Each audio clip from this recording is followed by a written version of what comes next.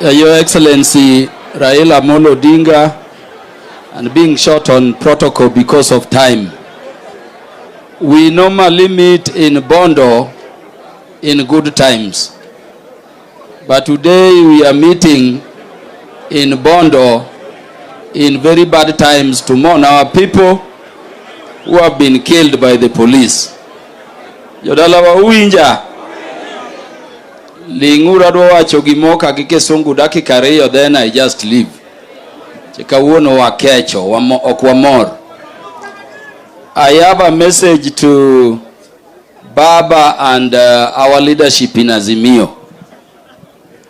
When Amin Dada became president, taking over from Obote by force, the first statement he made in the streets of Kampala was that all the specialized police agencies were killing Ugandans and they had to be disbanded, and he proceeded to disband them. I want you to review back and watch what happened. What happened is that a week after that, a shadowy gang of killers was created under Malia Mungu, and they went killing Ugandans for a whole decade in Uganda. When this regime came in, you were told that the specialized police units, and we had very good ones under President Uhuru Kenyatta. You remember our units who cleared the terrorists in Doseti in Nominate. You remember the police squad which killed, cleared the terrorists in Garissa. And of course the others guarding our borders.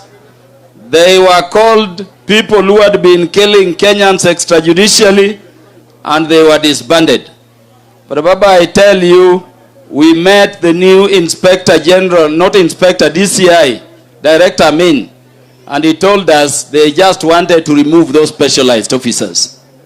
Those people were immediately replaced by a gang called Operation Support Unit something.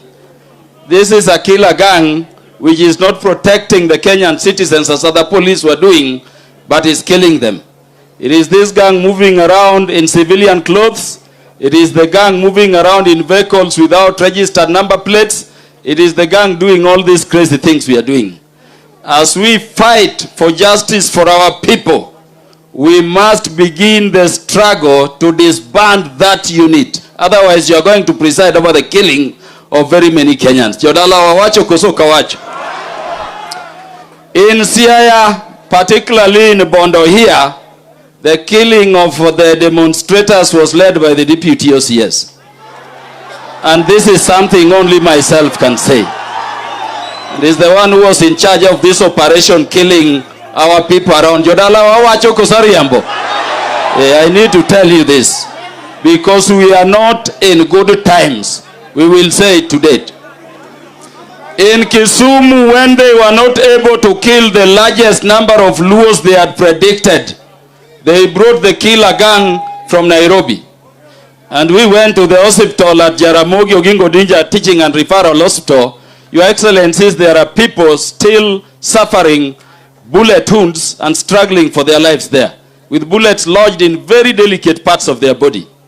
What I noted in Kisumu is that our people are being aimed at three parts: the head, the left side of the chest, meaning the heart, and the genitals.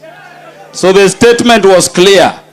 It is either you had to die, or if you survived, you had to be sterilized, castrated. You can never be a human being, and you cannot sire a child again in life. And that is why we said in Parliament that this was planned genocide. This was planned genocide. And so there are measures we are going to take. As I end, I had President Ruto indicate, in fact, congratulate the police.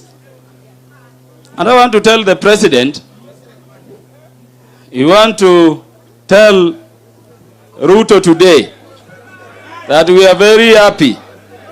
May the cries of these widows, may the cries of these orphans today confirm to you and the dead bodies in those coffins that the police did the good job you are doing.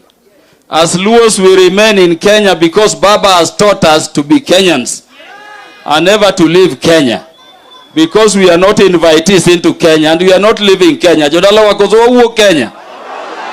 But we need to tell Baba. Ni Baba jo wagi wacho ni gichakol gi Kenya, gichakol gi Kenya. Jodala wa uol koso kuol. Atieko kawacho ni I had the CS for Interior, my former good friend Kindiki, ask where our people are. Wamepotea kwa nyasi gani? Brother Kindiki, our people are in those coffins. But the ones who are not killed under your command, unlawful command, are waiting for the day Baba will call them to protest for rights, because that is a constitutional right. So here they are. To a guy called Koome, Amolo, let us agree. As leaders, we cannot be crying with the people as if we don't have solutions. The Constitution allows for the bringing of a petition to remove an Inspector General of police who is rogue. And so we want the permission of these people who have lost, dear relatives today, sons and daughters, husbands and parents, that we go and petition in your name the removal of a rogue called Inspector General Koome somebody. And immediately that can happen. Amolo, adwa kwayo ni gimane wawacho ni terikot.